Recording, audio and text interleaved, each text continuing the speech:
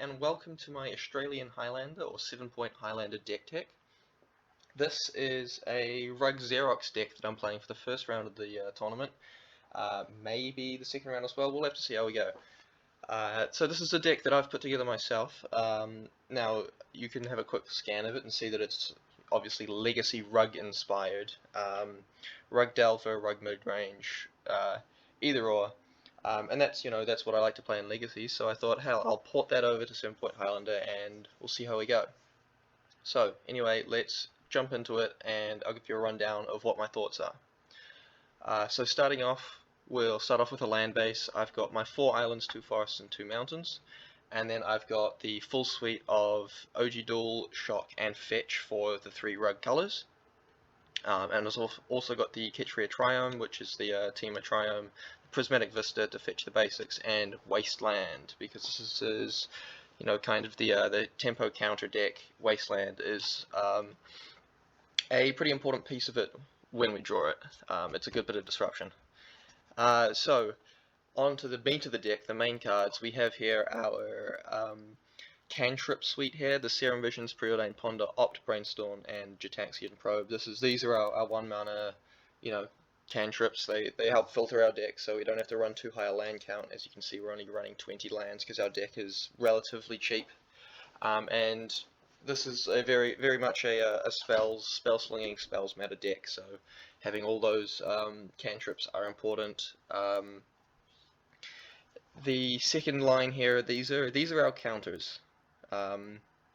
All of them very cheap, some of them free. So we have the Force Spike, the Spell Pierce, the Spell Snare.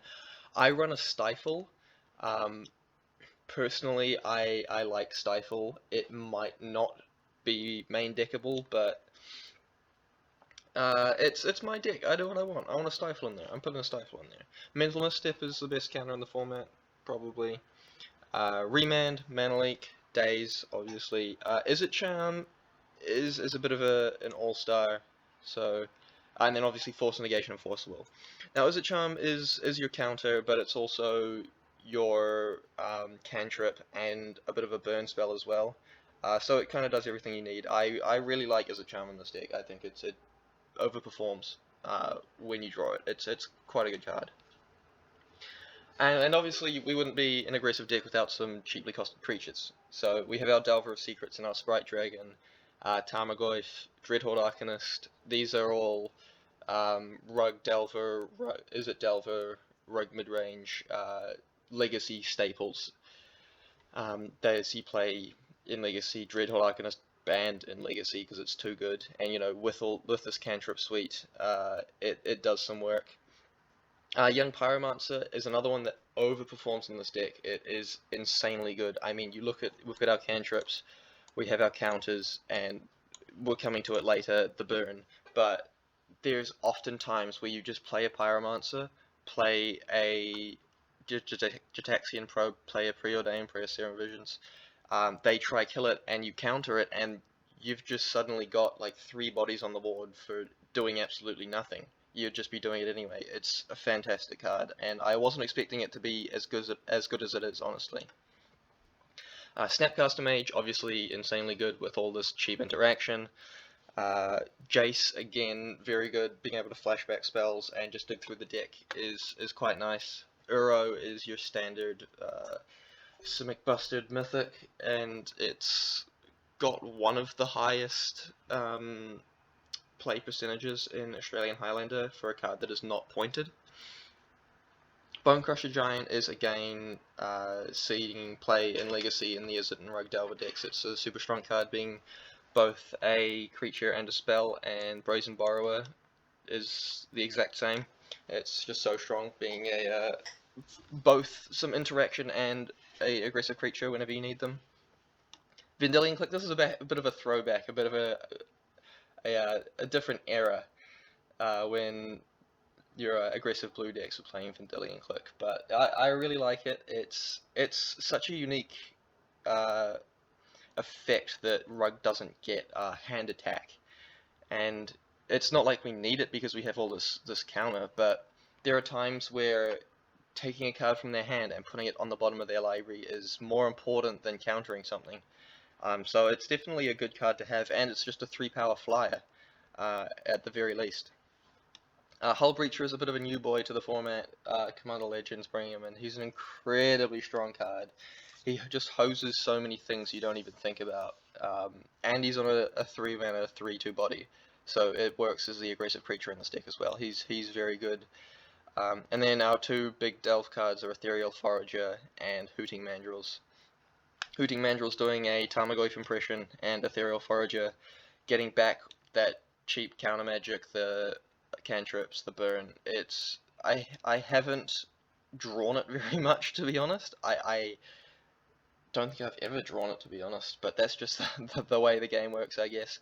So I don't have too many thoughts on this card being in the deck at the moment, but it's because it's fairly new, but it's played in the Legacy variant, so I assume it's good. It's definitely good recurable card advantage if you can get it down and stick it late in the game. So I do look forward to drawing it and having it do some good work. So the next line here, this is our Planeswalkers, and I'm doing air quotes with Planeswalkers because obviously Sylvan Library is the first one on the list. This is just such a efficient way of sorting through the top cards of your library, drawing extra cards if you're not playing an aggressive deck. I mean, we have the 4 fetches to go with it. It's you know, sideboard or sometimes even main deck in the Rug Delver or the Rug mid-range decks, and in the Legacy Turbo Depths decks. It's a very strong card, and I'm putting it in the Planeswalker slot because you kind of activate it once per turn, yada yada yada. So Ren and 6 is the next one on the Planeswalker list. Just a cheap Planeswalker with recurable card advantage, considering we have the fetches. And the minus ability to ping small creatures is also important.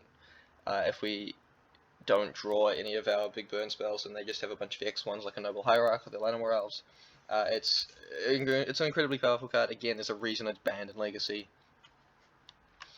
Let's talk about Dak Faden next, who is again a little bit of a throwback to the old school. He's not quite played as much as he once was. The looting ability, again, just to dig through the deck and find what you need at any given point is really good. And you know, there are a lot of decks that are playing artifacts in 7-Point Highlander and Australian Highlander. It's a big portion of the decks playing, you know, the Emrys, the Khans, the Urzas. So the gaining control of artifacts ability is also not irrelevant. His emblem is kind of a bit iffy. We don't have that many spells that target, basically just the ones on the end here, and they kill stuff anyway. So he's mainly used for the looting and the occasional artifact stealing. He might not actually be good enough for the deck, but I have a soft spot for a Dak Faden, and I really like him, so he's in. And then the Boogeyman, Oko himself. I don't think I need an explanation for why we're playing the most broken card in recent years. You know, he makes food, he's got absurd abilities, he comes down at 3. If you don't know what Oko does, I don't know where you've been living. You probably just haven't been playing Magic because he's dominated every format. And finally we have our removal suite. Now we're playing red, so obviously this involves your Lightning Bolt, Chain Lightning. I'm playing Magmatic Sinkhole as well as a delve target, because most of the time we aren't actually going face with our burn, we're just trying to get rid of creatures. And Fire Ice is another nice one to deal with those Elves decks, the Mana Dogs, the whatnot. And then Dismember to come up against Clothies, for example. There are a couple of indestructible creatures that you just need that -X for, so I like having the Dismember in there as well. So that's the main deck. You can see kind of the direction we're heading. We're trying to, you know, stick a Delver, stick a Sprite Dragon early, kind of hide behind some counter spells, throw some cantrips, throw some Planeswalkers down, and just kind of get them out of the game quick. It looks like we're relatively creature heavy, playing 14 creatures out of our 40 non-land spells. But I find that, you know, we still need like 2 or 3 or 4 creatures to stick, to actually have a chance, and it's a very interesting deck to play because your mulligan decisions are heavily influenced by the deck you're playing against as well. If you need to play that aggressive role, if you need to play that controlling role, you'll be keeping different hands. And sometimes the hands just aren't going to line up. Like, you're going to get the all-interaction hand against the control decks, or you're going to get the all-creature hand against the red burn decks, and you're just going to get wiped off the face of the planet if you keep them. And, you know, that's just Magic. Sometimes the luck doesn't go your way. But to help combat these, we of course have a sideboard. We've got the 4 blasts. This is pretty standard against any deck running red and blue. You play the blasts because there's a lot of blue decks running around. These red blasts come in a lot of the time. Like, a lot of the time. The blue blasts, not so much, but this deck is not that well suited against the mono-red matchup. So, you know, we're going to have to assume a controlling role if we ever play that matchup, and having the blue blasts for the Sulfur Vortex, or for, you know, even the Goblin Guides or the Lightning Bolts, or whatever we need them for, it's going to be useful to have. Flusterstorm against the Storm decks. There's not too many decks winning off, like, Tendrils, but sometimes you just need a Flusterstorm in the control matchup as well to counter the, I don't know, the Day of Judgment, or counter their own Force of Will, or whatever. Veil of Summer does the exact same thing, you know, against the Dimir decks, coming up against Hand Attack, the Thoughtseizers, the Duresses, but also against the blue counter decks, trying to force through like a Tarmogoyf in the mid game. It's a useful card to have, and again, I don't need to tell you how busted Veil of Summer is. And here we have a little bit of graveyard and artifact enchantment interaction. We have the Abrade, again, to come in against heavy creature matchups. Collector Oof and Return to Nature are both artifact and enchantment cards, and Return to Nature doubles up as a graveyard hoser as well, which is nice. Soul Guide Lantern and Scavenge Ooze are our other graveyard attack cards. We don't have a whole lot in here for graveyards, for artifacts, for enchantments. It's kind of hard because we've got all these counters anyway, so we're kind of hedged against decks that want to play spells anyway, as weird as that sounds. So it's kind of, you know, a toss-up of what you bring in for each matchup. And then for kind of our just good cards, we have Clothies, if we want to go a little bit into the late game. If we need to play that controlling matchup, Clothies is very, very good. Submerge is just a good flexible card to bounce something for free. And Pyroclasm if we come up against the big creature matchups, you know, they have a whole bunch of mana dorks, so they have, you know, a whole bunch of 1/1s that are trying to block my ground creatures from attacking. Pyroclasm does well. And then finally we have Lutri, kind of a free commander, or I guess companion, but effectively a commander in this format, because you can't play more than one card of each name. So it's kind of just a free slot. It is pointed, so you can't just throw it in every deck, but it's pretty good having an 8th card in your hand, even though it's not too often that I do grab it. If you end up going late, it's nice just having a random 3/2 flash body that can also, you know, double your lightning bolts or double your cantrips. It's definitely worthwhile. And on the subject of it, my points are, I have 1 point for Wasteland, just an incredibly important tempo play. You know, our deck is very, very cheap. You can see here anything over 3 mana, and that's just like a couple of Planeswalkers and a couple of blue spells. Anything over that, we can cast for less. So this Force of Negation and Force of Will are free. Hooting Mandrills and Ethereal Forager are both Delve cards, and Magmatic Sinkhole is also a Delve card. And Submerge for the sideboard is free. So our deck is you know, 3 lands, stop. So having this Wasteland to tempo out our opponents is an important play. Looking through, Force of Will is pointed, 1 point. It's the best blue counterspell. I'm not going to not play the best blue counterspell because it's pointed. It's just such a strong card. I don't need to tell you why Forces Will is a good card, probably, so I'll just leave it at that. Coming down the list, Snapcaster Mage is also pointed. Again, you can see why we're playing it in this deck. It being a 2-mana 2/1 body is not irrelevant, and the fact that it can flash back anything you need, like over half this deck, is very strong to have on a body. Where are we next? Renin 6 is pointed. It's banned in Legacy. It's probably going to be pointed. It's just these 2-mana Planeswalkers, 3-mana Planeswalkers. If they do too much, honestly, it's such a strong card. It's you know, it's a 2-mana Planeswalker that comes down and goes to 4. It's out of bolt range. It's crazy. Definitely worth being pointed, and definitely worth being in this deck for sure. Oko is at 2 points. I should not have to explain why. The last tournament, I think it was on 1 point, which was too low. Pretty much everyone was playing Oko. Even at 2 points, it's very highly played. And honestly, I don't want to say it should go to 3 points, because that's probably too high, but even 2 feels a little bit low. If there was like a 2.5 range, it might fit into there. But obviously there's not, and this is the first tournament it's been at 2 points, so we'll have to see how it goes. But it feels like it should even be at 3, almost. Almost. I'm not going to say it, but almost. So what are we at? 1, 2, 3, 4, 5, 6, and then 7 for Lutri. There are a couple of cards I could play over Lutri.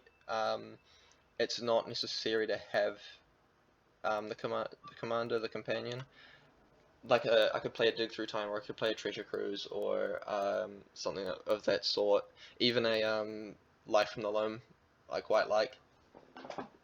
But just having the 8th card in your hand is such a strong like tempo play. Like, we're here trying to trade one for one with our opponent, and if we can start with 8 cards in hand, that's a huge advantage already.